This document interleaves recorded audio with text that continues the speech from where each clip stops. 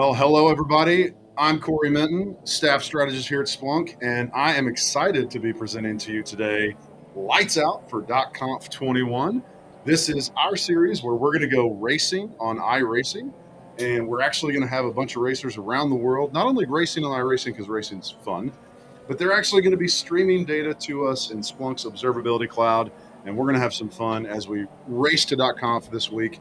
It happens tomorrow. And I got some friends along with me. Tim Hard. Tim Hard, how's it going today? Doing well.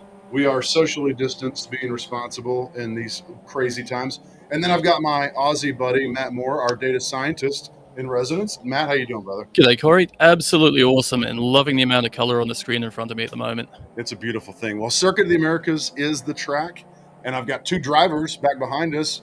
Bob Lyons, Jenna Eagle of Boo fame are in the race. Thanks for joining us, team. Glad to have y'all. Well, Data Drivers was this whole series that we ran, and some of you were actually, Jenna was on one of the shows. She was a host. She knows what's up. Tim, you were on one of the shows with us. Weren't you? I don't believe No, you I built was. all the things for one of the shows. That's why we think of you at Data Drivers. So this series is on iRacing, as we said, and we got 3 races. There's one today, obviously. You're watching it right now. There's also one tomorrow morning early for Pacific time, but hopefully it catches some of our friends around the world, and then one on Wednesday as well. And then our final race is on Thursday, which is going to be super fun. But what you're seeing right now is the Circuit of the Americas track on iRacing. And to make this fun, we decided to put everybody in what is basically the worst race car in the world, Mazda Miata. Tim, I think you would look great in a Miata. You know, it definitely meets my style. It looks good. I do love that we're racing that we're racing a paint that is clearly a year old in conf21. That's good to see. I'm glad we've got those out there. Not everybody registered with Trading Paints and got their paint schemes updated. We'll see how it goes. So the MX-5, we call it a Miata in the U.S. Some people call it an MX-5 around the world. It's not a great car, but it is if you can drive it fast, they say you can drive pretty much anything fast. Now, right now, I know Tim Hard's a big iRacing guy.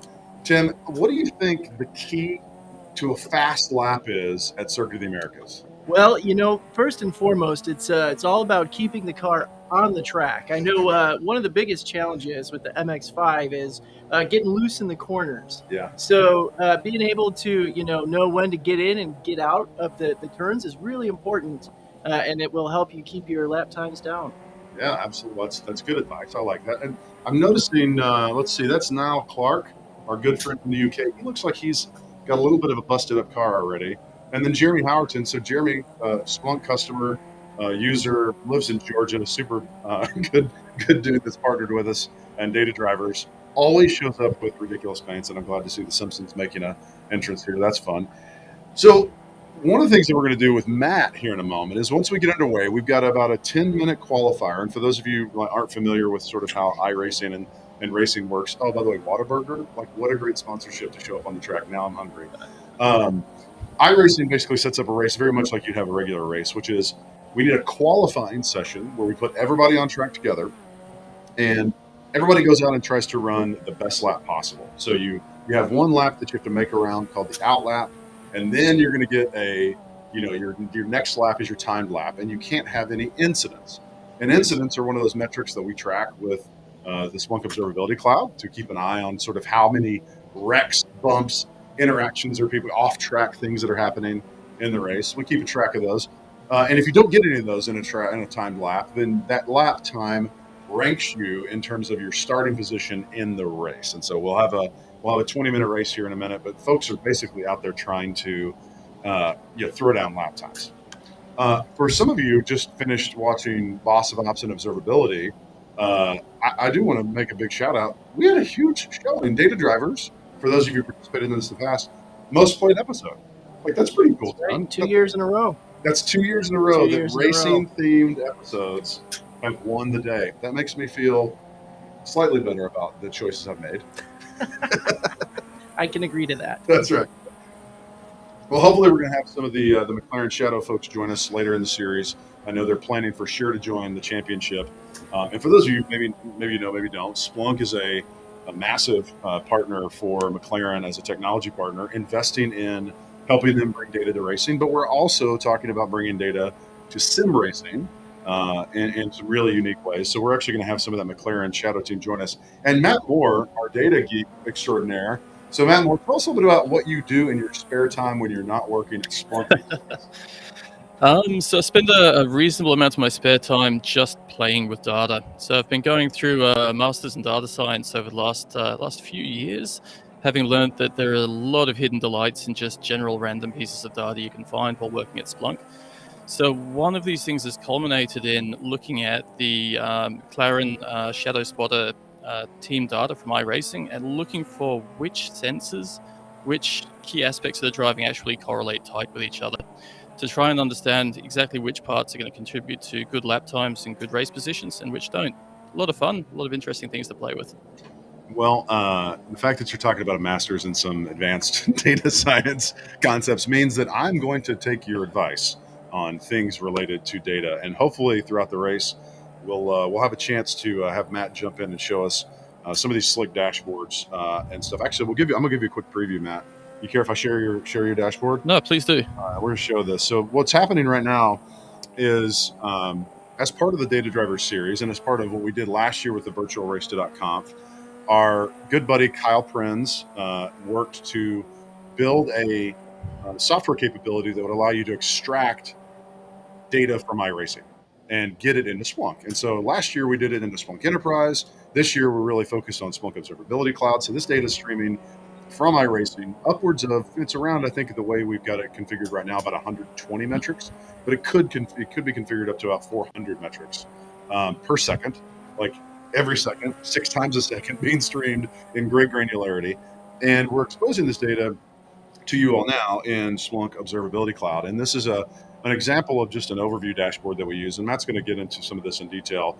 But we built this in a lot of conversations with the McLaren Shadow folks. And Tim, I don't know if you remember we almost were like a broken record. They kept telling us, we care about tires. Did that surprise you at all? You know, I think I heard tires enough times that it was an important metric that we needed to bring in. That's right. So we've actually got some pretty cool metrics. This thing actually will pull in metrics across 3 different points of the tire. So we get temperature readings. It's virtual, so it's easy to instrument virtual things, which is a nice thing. But frankly, the world is virtual these days, isn't it, Tim? It is, and I think that's one of the really awesome parts about how we actually get that data in, because we're using open source technologies to collect data and send to our observability backend. We're able to get this data from a variety of sources, iRacing included, and because we have the flexibility of open source, we can also enrich that data with other meaningful information so that you get the most value out of it as you send it in. And in this case, we're actually seeing it down to the second in real time. So it is truly, a real-time view into all of those critical metrics when, especially in racing, seconds really do matter. Yeah, that's really true. Actually, funny, I'm seeing here, I noticed Kyle Prinz joined the race. So Kyle, we're glad to have him join us. New dad, and congratulations, Kyle. But apparently his sweet little one is down to have to take a nap, hopefully. So he's getting some race time in. And I'm surprised.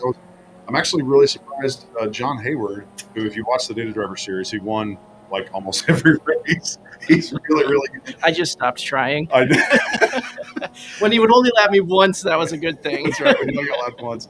I'm curious, Jenna and Bob, how's it going back there? How you feeling? I just ran into someone. I'm doing okay. I think you're doing okay. I haven't seen you put up a lap yet. Really? It's a timed lap. Yeah, I mean, I know you've gotten a lap around, but look at that. Kyle Prinz driving the lights out. He took a minute to paint his car. That I approve of. All right, let's get back to the racing action. Why haven't I got a time left? Well, it's probably because of incidents, Bob, if I had to be honest.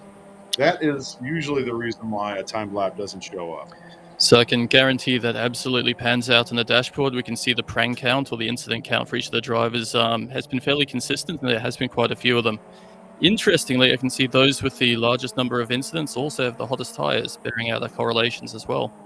Hey now, look at that. We're already dropping correlations between, what was that, incident count and tire temperature? Absolutely. Instant count, tire temperature, and it looks like we're getting a bit of wear as well.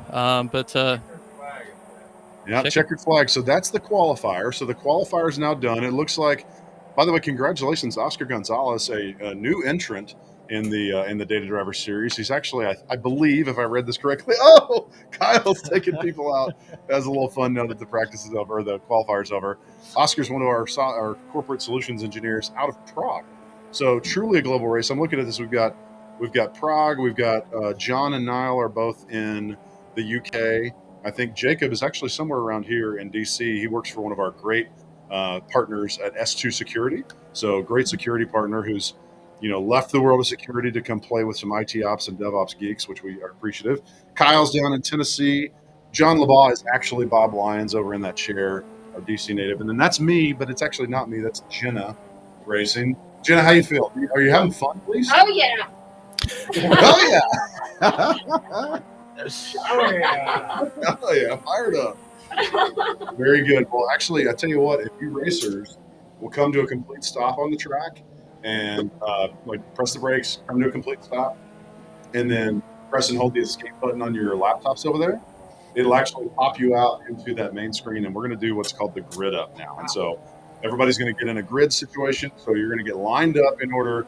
Oh, Steve Mutke joined us too. He didn't get a time lap. Oh, he did. Oh, he just got one at the end. Fantastic. Okay. So you're going to get lined up. Oh, and I see some of our friends from California. We actually have some racing simulators set up in Menlo Park where our executive team is actually doing their broadcasts for .conf tomorrow. They actually landed a couple of racing sims there, so glad to see them. I wonder if it's Haley or Ben that's in there, but it'll be fun. Okay, so now we're going to the race, and bear with me. I've got to do a quick little changeover on our video. We're going to be at the back. Jenna, I think y'all did. You are going to be at the back. There's no question you'll be in the back. But it's okay. All right. We're going to come from the back. Come from behind. All right, look at this. We're racing. So the grid is being set. We got Oscar in first, John Hayward. Now, Matt, keep me honest. I want to think about this in like the first couple laps of the race. Like, watch the incident counts because I think Tim Hart has some experience with becoming a first-turn hero. Has that ever happened to you? I mean, maybe once or twice. So everybody gets excited, especially in these standing start races. And warning Bob and Jenna, there is a very hard left turn. Is the very first turn as you go up that hill, and your tires are cold. We actually probably see what the tire temps are looking like. Actually, it might be something interesting. Hey. It's green. You're racing. All right. Lights out to .conf is underway, and it looks like Oscar Gonzalez got a very clean start. John Hayward's going to tuck in right behind him. How did y'all do? Did you do too many burnouts? Are you okay? I think I'm okay. There you go. All right. Let's see. Turn one. Turn Well, one. Oh, somebody's jumping the median there. That's an aggressive maneuver. I like it. Okay. You're doing great. I'm going to check in with you, Bob. Yeah, that was me. Let's You check. okay? You're fine. Let's go check in with. Okay, so here's Bob cruising in the Aqua Miata. Some aggressive pace there. Wow, I will say. Oh, he takes Oh, him that's out. going to hurt. Oh, so sorry, Stephen Litkey. You are gone thanks to Bob Lyons. I think we probably saw his incident count just go up. Is that an accurate statement, my friend? We did indeed. So it's been progressively increasing, but just bumped up there as well. And we can also see you are absolutely right. The tires started off cold, but they're definitely warming up. They're starting to warm up. We're going to put some pace on there. Actually, Bob, you're doing really good. You should be proud of this so far. Hang in there. Oh, I think it was actually Jacob you took out. That's a bummer. So let me go back and pull this race up. Sorry, I'm hosting while also managing the live streaming booth. So let's talk about a couple of things that have happened today and that are happening this week. One is we talked about Boss of Ops and Observability. I got the one. Where's my shirt? Here we go. Boss of Ops and Observability. If you missed the Boob session, there's another one coming up tonight at 9 p.m. Eastern Time. It's going to be great for those folks who are in the Australia Pacific area. Maybe for those of you who get up early in EMEA. Or if you're like the crazy Boo crew, you're going to be playing all night long. Tim, what is your key to staying awake tonight until the game time is probably over around 2 a.m.? Well, it starts with an unhealthy amount of caffeine, and I usually like to, drink it just until I start to get uncomfortable, Yeah. and then I know I have enough, and then usually I just have one more after that, and then I'm good for the next few hours or so. That's right. Well, Matt, you're a few time zones off from your normal. Is there, are you going to be fine staying up late? Are you been here too long? How's it going to affect you? Give it 50-50. I'm just about comfortable with the time zone. I'm on Red Bull number 4 and a large Starbucks, so I think I'm doing good, but I might have to add a bit more to that. Yeah, we might look at intravenous caffeine for you at this point. Sounds Now, awesome. for those of you who have not yet signed up for .conf, I want to ask, what are you doing? It is awesome. It is our annual user conference that Splunk puts on that is, yes, we're going to share lots of really fun stuff. Oh, look at the action here. Jeremy and John LeBaugh getting into it, or excuse me, Bob Lyons. Yeah, what's that all about? He did not like the way you were pushing him out on that outside line. Kind of checking something out to the left there. That's a nice turn in, Bob. Actually, that's a very nice racing line. You're going to get the undercut on him here. Oh! Oh, you took him out. He had the nice racing line. Cranged right in the boot. Oh, and he suffers for it. God, I'm toast, right? So- Something's busted. Oh yeah, we can clearly see. So let me zoom in here. Let's see what is happening with your car. Okay, you're gonna pop out and go get a tow. That makes a lot of sense. So while Bob takes a tow, we ought to talk about .conf. Now I want to plug shamelessly, because I'm shameless in my plugs. We have a session. Kyle and I have a session, and I'm actually really excited about it because if you've played along with data drivers and you've raced with us and you've done the hackathons, and Bob Lyons was one of our great hackathon hosts as well, did a fantastic conversation. We showed a lot of Splunk tech in a 6-month period, and we covered a lot of ground. But one of the things that we didn't talk about is we didn't do just a summary of what are the key things that we learned in going through this this process of adopting the observability cloud and then taking data that we've and sources that we think make sense in observability and metrics, which Tim, right, I think Splunk Observability Cloud is the platform for metrics these days, right? Absolutely.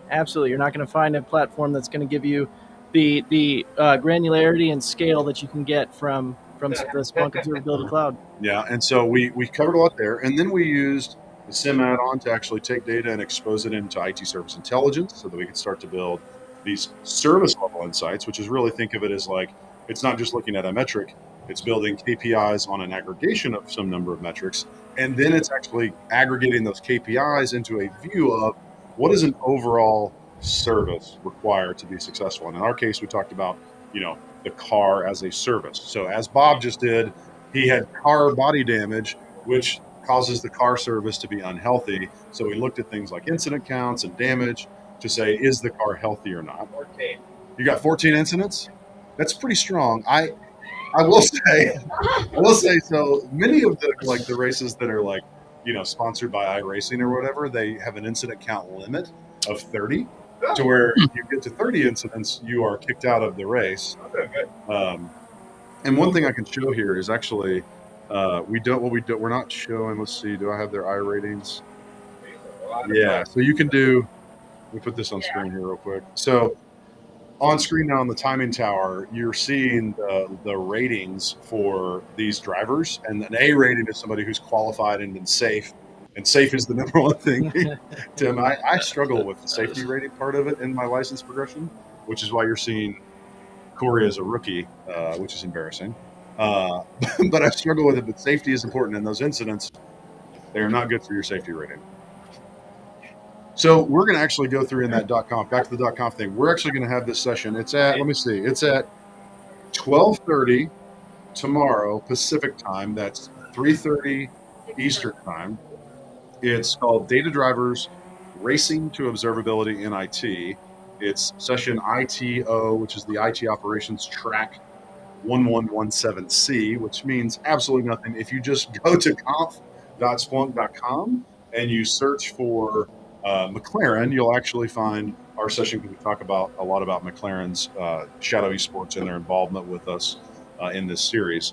So definitely check it out because you're going to hear the key takeaways, the main things that we learned, and some of those are not only good for technologists, but they're also super relevant for our friends in the management, leadership, executives, folks that are trying to make decisions, about where they invest their time, energy, and money in platforms that I think will be good. So check that out. I also will say, I don't think it's a secret anymore, but like McLaren's got a lot of stuff going on. There is a section, Tim, I'm actually jazzed about this one. It's McLaren driven by data. Yep. So it's actually Edward Green. He's like the principal architect for all the tech that McLaren runs trackside and around the world. Like he's the dude that designs and builds the stuff. So he's going to do a section right after ours, actually. So you're going to get a double dose of, sort of data geek, racing geek sort of action. Well, Corey, you're a hard act to follow, so I'm worried for this guy, but I think he's got it. I think if he has the accent, and which actually will make him about 10 times more interesting than me. Matt, more curious, have you seen anything interesting going on in the data? Is there anything we should... I'm indeed seeing a couple of interesting things. So I'm looking at a couple of the panels here that give us information on lap time delta, so whether people are improving or getting worse over time. Yeah. And what I can see is during the qualifying time, we've got a couple of incidents of people dramatically improving their performance or improving their lap time. But interestingly, in the more recent race, we can see that they've learned a lot from the original qualifying round, and we're not seeing that same exaggerated improvement in performance. At the same time, I'm looking at tire wear across some of the drivers, and while some are able to keep tread on their tire, we can see for a few, the more aggressive drivers out there, that they're literally tearing away the rubber from underneath them. So I imagine a few of these are going to have to go into the pit soon as well. Oh, excellent. Okay, it's a 20-minute race, so we're a little over 8 minutes into it. And I'm actually surprised that the level of wear that we have there, that's pretty impressive. This track is known for being a couple of things. One, really hard. So Jenna Eagle, this is your first time in the sim. Like what are you taking away? Like how is Circuit of the Americas? So I was in the pit for a while getting service, which sucked. Yeah, service time in the pit is not good. That's generally bad for racing. But I got to catch up with Bob for a little minute. We got to that. Y'all were both in the pits having a little driver's meeting. I like that. Yeah. Hey Tim, I got a question for you. As you think about .conf starting again tomorrow, register conf.splunk.com. Are there any sessions that you are excited about as one of our observability strategies? Yeah, absolutely. So, I didn't think that Kubernetes could continue to be as important as it is, and it just continues to be more and more adopted across the industry. And Kubernetes is one of my favorite technologies, but it is really difficult to monitor and really understand when something goes wrong, where to focus. So we have a session. It's actually called Kubernetes Monitoring for Beginners: How Observability Helps You on Your Journey. And this is going to give you a look into where to start with Kubernetes, because a lot of customers and Splunkers are new to the technology and really aren't always sure what to look for. So I think that's going to be a great session if you're new to Kubernetes and you're adopting more of a microservice strategy. It's really important to have that visibility. And the other is logging for observability. So Splunk is taking a new approach to observability and really bringing logs to DevOps and SREs. And it's a bit different than you might be familiar with. So it's really bringing a no-code experience so that you can get the insights out of the data and the value and the correlation without having to write any code. You can just immediately correlate that data across your metrics, traces, and logs to get that valuable insight into your full stack. So both of those, if you're moving into the world of observability, I think that those will be really valuable. That's awesome, man. I'm watching some of the racing action right here. It's actually kind of awesome to see in that angle we were just at. It's sort of they were approaching us. Oh, come on. Bob just had a meltdown. Oh no, what happened? I was doing so well. Oh no, I'm sorry, buddy. Fuel damage. Come on. I was actually just saying it is interesting to watch these, like the top drivers, these folks that are really fast. The car literally looks like it's sliding across the track. They're like, the car is absolutely operating at that razor's edge. And maybe that's where that tire wear is coming from, because if it's literally, slipping across the surface, that has to be tearing away the surface of the tire My pretty wheel is rapidly. upside down. Your car is upside down? My wheel is upside down. Oh, that means that you've if your wheels kicked one way, yeah, you've probably like broken one of the connecting arms or the tie rods in your steering. And so now They're tired. I bet the car is driving pretty fun. Is that true? Actually, we're gonna go into your cockpit with you Yeah. and take a look. Here we go. Hold on a second. Put it on the track. Let's jump in the car. Gotta figure out my shifters because they're upside down. All right, so we're on board with Bob Lyons. Do you feel like you can get to the pits, or should you just pull Oh, over? I'm definitely getting the pits. You're definitely getting the pits. You know where those are. Well, that's a good thing.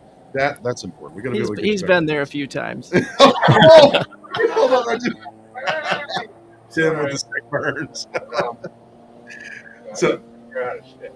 Yeah, it looks like you literally have a wheel going Sideways? west while the car is going east. Yeah, yeah. It I is. don't know how it's even moving. It's not good.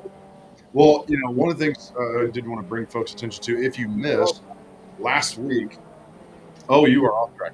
We missed or if you missed it last week, we did this thing called Talk Fast, Turn Left, and the idea was we wanted to help you all get some excitement about .conf, and if for no other reason, it's always good to hear from the leaders of an organization. Not only just we had Doug Merritt, CEO, we had Teresa Carlson, our new president and chief growth officer. Which, by the way, I was blown away at how fast Teresa was. Tim, she put down like blistering lap times and made lots of jokes about how she wasn't that fast. She was more comfortable like horseback riding, and she almost beat Spiros. Wow. It was quite impressive. But it was also good to hear from people like Spiros, who not only lead, a large organization, like Doug and Teresa lead Splunk, but they actually lead the product and engineering organization here at Splunk for IT ops and observability. So it's good to get a perspective from them on what they're excited about to hear at .conf. And if you haven't checked those out, they're over on YouTube, LinkedIn, Twitch, all the places where we make these fun videos available. Now, we are about 14 minutes into the 20-minute race. I am seeing Oscar Gonzalez absolutely walk away with this thing. And there's a good chance that he is going to lap you, Jenna. How do you feel about being lapped? This is always my favorite part of the race. Wait for it. I'll get it next time. Who is this? Oscar? Oscar, he is, Oscar, I'm coming for you. in fairness, he is an A-class license with a pretty high safety rating, which means the young man probably spends a good bit of time in the Oh racing my system. God. You know- So what you're saying is I need to get my phone. Oh, really? You need a racing simulator I home, need Jenna. my That's what own we're saying. simulator. Yeah, Splunk, look it up. All right, let's take a look back at the data. So I'm going to pull back up our Observability Cloud dashboard. Matt Moore, what are you seeing? Anything interesting right now? Actually, yes. So I was looking into the period of time before Bob had his prang earlier, and we can see a couple of interesting Prang, by parts. the way, let's clarify. Prang is a word many of us won't understand. What does that mean? Absolutely. Prang is an Australian term for an accident. So what we saw earlier was Bob getting pranged in the caboose really badly by one of the other cars. Didn't look pretty, but he's got it repaired and is good to go again. Having said that, if we look at the data, a much more positive story comes out. So I'm looking at the lap time delta, so the difference in time between his current lap and his best lap. Yeah. And during that period in the lead up to the prang, his lap time improved drastically. Obviously up to the point where potential overconfidence might have kicked in and the prang ensued, resulting in, or probably resulting from, a loss of tire tread, which Oh, yeah. and also we found a drop in oil pressure around the same time as well. Ooh, he might have gone over one of Here we those go. nasty, the yellow barriers. They can actually rip the oil pan right out of the bottom of the car. Which is, you never really want to lose the oil. I think that's generally a bad thing. It's not great for racing. Generally speaking, you need oil for race. Surely it's just as bad for the people behind you. You would think so. They leave the oil on the track. That's probably true. There's a slick spot. Jenna, avoid the slick spot. You don't need any help there. Where's this one from? Just like the bananas. It's exactly like Mario Kart. Yes, Jenna. Racing sims are Mario Kart, and they have a lot in common. So, as I said, there's actually some folks on Twitch that were commenting that the UK has got a good show, and in Europe, if this is a championship series for a theater, I think EMEA is looking pretty strong. Oh, I wanted to point of clarification too. I noticed, Matt, when you were showing that data, something from our Boo episode previously. So, Boss of Ops and Observability, like we said, it's our gamified experience that we ran earlier today, and we have a data drivers episode where you actually got to look at and get hands-on with some of this data, and this observability cloud that we're showing you, you could actually get hands-on with it, and you can sign up to do the one that starts here in about 3 hours away. So we're going to do another one tonight. But there was a point of contention and curiosity about a gentleman named Niall Clark, who his data always says Peggy. And I wanted to make sure that we understand that there was not any fun being made. That was actually a kind of a function of Niall is a good friend and a Splunk partner. And we had a sponsor of last year's virtual race2.conf, Aero Electronics, who did not have somebody to sit in the sponsored race car, like for what they had paid to be part of the program. And so the young lady who was the event coordinator at Aero, who was nice enough to work with us to coordinate, her name was Peggy Clark. Or Peggy, oh no, I'm going to blank on her name. Niall's last name is Clark. Anyways, Peggy was the one that set everything up. So every time Niall joined a race, he was Peggy. And so we all just referred to him as Peggy. It's not it was more of an inside joke, but now you all are on the inside. And if you see Peggy in Boo data, you'll know who Peggy is, and it's a dude, which is okay. Didn't see that. All right, so Oscar's still running away with it. Have y'all gotten lapped yet? Are you good? I don't know if I have helmet. Yeah, how can you tell if you got lapped? Well, actually, I think I can probably tell you. You have been lapped. To jump in quickly, I can actually. You've both been lapped, You've both been lapped. Actually, so yeah, because you actually got lapped when you were in the pits. Yeah. So you're actually what we're watching now is, are you going to get lapped a second time? Yeah. Tim, you don't know anything about that, do you? That like I said, I typically the fewer times I get lapped that's where I see the most success. So Yeah. when I can keep that below 5, I'm really happy. Yeah. Well, speaking of actually Europe showing up in a big way, big congrats to the Boo winners. I don't remember the way to pronounce the Boo team name, but I believe it's a German-based team. Yes. So the German-based team, do you remember it? Come on, Nate, you got to know. Confused and helpless is the translation. Confused and helpless is the translation. So we'll call that confused and helpless. Perfect. Confused and helpless. German team wins session 1 of Boo. We'll see if their score is big enough to hold up. Laba, you think it's big enough scores to hold up? I don't know. I think we got some pretty good challengers coming up on the next Yeah. session. There's a lot of challengers. It's going to be fun to see how they do. But again, the race is being dominated by Oscar and Niall. But I am proud to see Kyle stepped away from raising a child to race with us. And the other thing I'm really like Oscar's car. Has anybody noticed that? It's the McLaren Golf livery that they did at Monaco this year for the GP, and he adopted it for the Miata with the Splunk logo on the side, which is perfect. And I do also, John Hayward's. Oh, we've got white flag out. It looks like we're about to have Oscar Gonzalez crosses the finish line as the winner in the first lights out race. Now, the fun part is, I think maybe we talked about this when we did. It's not actually that good of a thing to win the qualifying races, because if you're really good at qualifying, that means you're going to drive a really slow car on Thursday. So again, the races today, Tuesday, and Wednesday during conf are in the MX-5 Miatas. Niall Clark, congratulations on second place. Kyle looks like is about to cross the line in third in the only really beautifully painted car out there, that Splunk Lights Out car. I love seeing the logo. We are going to have drivers that are the slowest drivers actually get to drive the fastest car. So they're actually going to get to drive the same track, not in an MX-5, but in a McLaren F1 car. And they're going to race against some McLaren shadowy sports drivers who are actually going to have to drive a 1987 Monte Carlo, the Dale Earnhardt edition, which is, by the way, a fun story. It's the same car that Zach Brown, CEO of McLaren Racing, he owns that car. He actually owns Dale Earnhardt's Monte Carlo. And Daniel Ricciardo is actually driving that car on Circuit of the Americas this week as a bet. He made a bet with me. If I ever win, you can let me drive that car on the track. So we're going to put that same car on the track with some other McLaren drivers and see if they can catch some less professional drivers in F1 cars. So I'm sure it'll work out well. Well, Matt, let me come back to you here real quick. I'm curious, anything as you look at the data, as we're wrapping up the race, anything that stands out to you? Yeah, a couple of things stood out when we were talking about getting lapped earlier. So we can actually see that in real time as we look through this Observability Cloud dashboard. So we can see the position each player is at, or each driver is at, and which lap they're on. And we can see the point where there's actually more than a lap difference between the three of them. Now, having said that, we can also see, looking at the lap time delta in the last 30, 45 seconds, we can see Jen is absolutely nailing it and stripping seconds off her best lap time. Way to go, That's Jenna! awesome. Yeah, that's impressive.